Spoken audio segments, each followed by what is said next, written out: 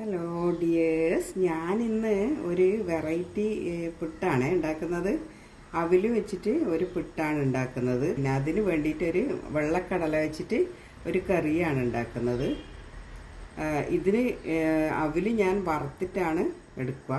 ഇത് 2.5 കപ്പ്, ഇതിന് 2.5 കപ്പ് അവിലാണ് ഞാൻ എടുക്കുക.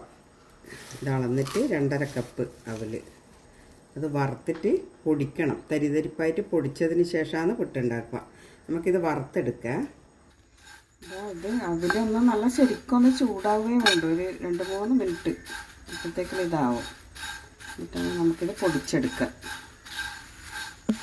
ഇത് അവല് ഞാനൊന്ന് വറുത്തെടുക്കുക. വറുക്കലെന്ന് പറഞ്ഞാൽ ചെറുങ്ങനെ ഒന്ന് നന്നായിട്ട് ചൂടാവണമെന്നേ ഉള്ളൂ കേട്ടോ. എന്നിട്ട് ഇത് നമുക്കിത് പൊടിച്ചെടുക്കാം. മീഡിയം ടു ലോ ഫ്ലെയിമിലാക്കണം. അവിൽ വറക്കുമ്പോൾ പ്രത്യേകം ശ്രദ്ധിക്കണം, അല്ലെങ്കിൽ അത് കരിഞ്ഞു പോകും. കരിഞ്ഞു പോയാൽ പിന്നെ പുട്ടിൻ്റെ ടേസ്റ്റ് പോകും. നമുക്ക് പൊടിച്ചെടുക്കാം. തരിതരിപ്പായിട്ട് പൊടിച്ചാൽ മതി. നല്ല ഇതിൽ പൊടിയണ്ട, പൗഡർ ആവണ്ട. നമ്മൾ അവിൽ പൊടിച്ചെടുത്ത് അതാ ഇങ്ങനെ തരിതരിപ്പായിട്ട്.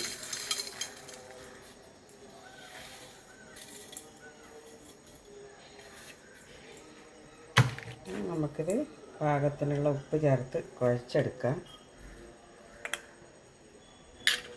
ലൈറ്റ് ചൂടുവെള്ളത്തിലാണ് ഞാൻ കുഴക്കുന്നത്.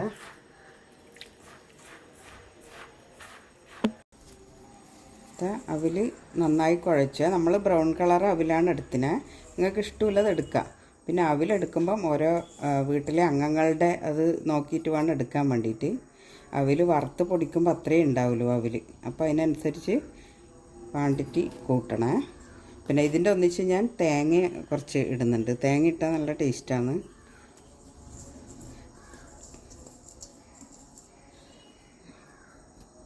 പാകത്തിനുള്ള കുഴയായേ. ഇനി നമുക്ക് പുട്ടുണ്ടാക്കിയെടുക്കാം.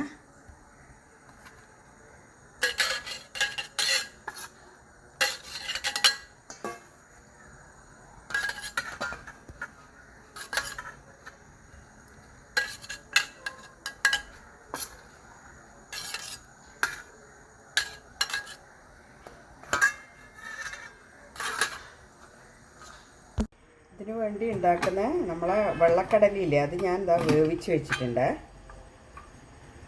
ഇനി അതിലേക്ക് മസാല വേണം. ഞാനതിലൊരു തേങ്ങ ഒട്ടും ചേർക്കുന്നില്ല. 2.5 ടീസ്പൂണാണ് മല്ലി ഇങ്ങനെ തന്നെ എടുക്കുക ഇതിന്. അത് ഞാൻ ആദ്യം മല്ലി പൊടിച്ചിട്ട് കഴിയുമ്പോൾ ഇതെല്ലാം ഒന്ന് മിക്സിയിലിട്ട് കറക്കണം. ഇത് കുറച്ചൊരു പിടി ചെറിയുള്ളി, സവാള ആയാലും മതി. ചെറിയുള്ളി ഞാൻ എടുത്തുന്നേ ഉള്ളൂ ടേസ്റ്റ് കൂടാൻ വേണ്ടിയിട്ട്.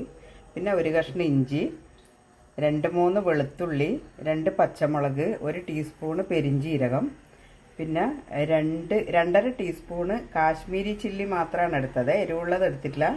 പിന്നെ 1/4 ടീസ്പൂണ് കുരുമുളക് പൊടിയും, പിന്നെ 1/4 ടീസ്പൂണ് മഞ്ഞൾപ്പൊടി, പിന്നെ ഗരം മസാല 1/4 ടീസ്പൂണ്. ഇതിൽ 1/4 ടീസ്പൂണ് ഞാൻ മഞ്ഞൾ ഇട്ടിട്ടാണ് വേവിച്ചത്. ഉപ്പും മഞ്ഞളും ചേർത്തിട്ടാണ് ഞാൻ വേവിച്ചത് കടല.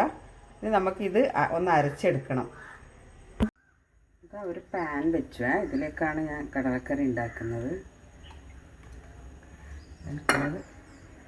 1 ടീസ്പൂണ് എണ്ണ ഒഴിച്ചു. ടീസ്പൂണ് കടുക് ഇട്ടു. കടുക് പൊട്ടുമ്പോൾ 1/2 ടീസ്പൂണ് പെരിഞ്ജീരകം.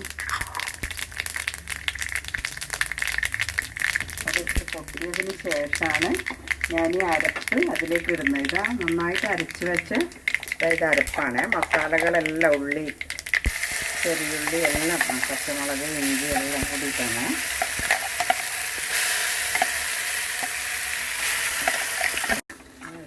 കുറച്ച് വെള്ളം, ചൂടുവെള്ളം തന്നെ ആക്കണേ. ചൂടുവെള്ളത്തിൽ തന്നെ ഇത് നന്നായിട്ട് ഒന്ന് വേവണം.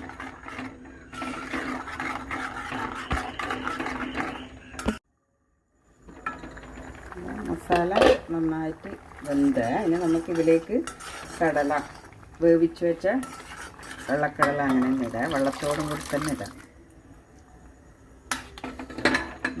ഇതിന് പാകത്തിന് മസാലക്ക് പാകത്തിനുള്ള ഉപ്പ് ചേർത്തിട്ടുണ്ട്.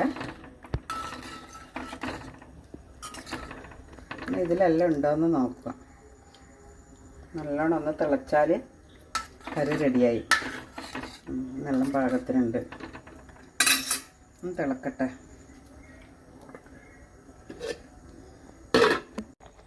വെള്ളക്കടല റെഡിയാകുന്നത്. ഞാൻ 1/2 ടീസ്പൂണ് ചിക്കൻ മസാലയും കറിവേപ്പില ഇടുന്നത്. മല്ലിയില ഉണ്ടെങ്കിൽ നല്ലതാണ്. മല്ലിയില എൻ്റെ അടുത്തില്ല. മല്ലിയിലയും കൂടി ഇട്ടാൽ നല്ല ടേസ്റ്റാണ്.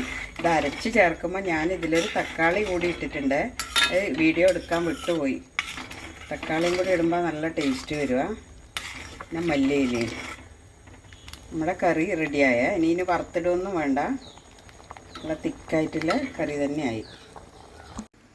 നമ്മളെ അവിലിൻ്റെ പുട്ടും കടലക്കറിയും റെഡിയായ. ഈ കടലക്കറി സിമ്പിളല്ലേ. ഇതിൽ തേങ്ങയോ വെളിച്ചെണ്ണ ഞാൻ ഒരു പേരിന് അത്രയല്ലേ ഉള്ളൂ. അതുപോലെ പിട്ട് നന്നായിട്ട് കുഴയണേ. അത് ഞാൻ പ്രത്യേകം പറയുന്നത്. നന്നായിട്ട് കുഴഞ്ഞിട്ടില്ലെങ്കിൽ വെള്ളം കുറച്ച് നല്ലോണം ഒഴിക്കണം. അത് പിന്നെ ഡ്രൈ ആയി പോകും വേഗം. നമ്മൾ കുഴച്ച് വെച്ചാലും വേഗം അത് ഡ്രൈ ആയി പോകുന്നുണ്ട്. അപ്പോൾ നല്ലോണം കുഴച്ചിട്ട് വേണം ഉണ്ടാക്കാൻ വേണ്ടി. ഇതിന് കറിയില്ലാണ്ട് തന്നെ കഴിക്കാൻ പറ്റും. എല്ലാവരും ഒന്ന് ഉണ്ടാക്കി നോക്കണം. ഇഷ്ടമായിട്ടുണ്ടെങ്കിൽ എല്ലാവരും ഒന്ന് ലൈക്ക് ചെയ്യണേ, സബ്സ്ക്രൈബ് ചെയ്യുകയും ചെയ്യണേ. Okay, thank you.